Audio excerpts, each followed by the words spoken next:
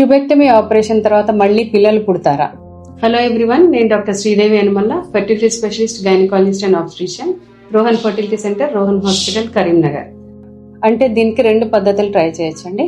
Tubal recanalisation, IVF పద్ధతి. Tubal recanalisation అంటే మనము ట్యూబెక్టమీ ఆపరేషన్ టైంలో ఎక్కడైతే ట్యూబుల్ కట్ చేస్తామో వాటిని 2 మళ్ళీ చేయొచ్చు. అట్లా అని అందరికీ 100% సక్సెస్ అవుతుందా అంటే లేదు. ఓన్లీ 30 to 40% మాత్రమే సక్సెస్ అవుతాయి ఈ కేసెస్.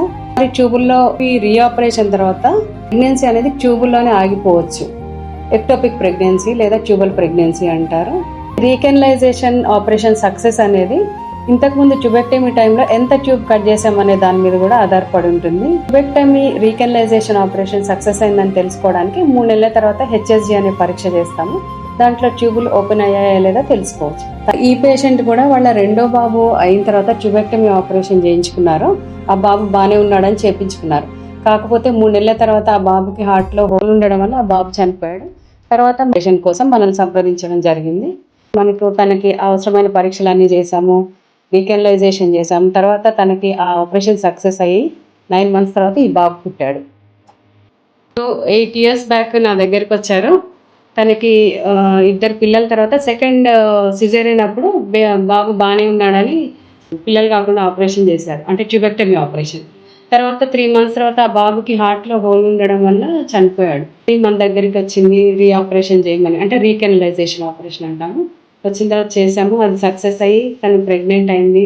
ప్రెగ్నెంట్ అయిన తర్వాత సమయంలో పరీక్షలు, తగిన సూచనలు పాటించడం వల్ల తను 9 months క్యారీ చేసింది ప్రెగ్నెన్సీని.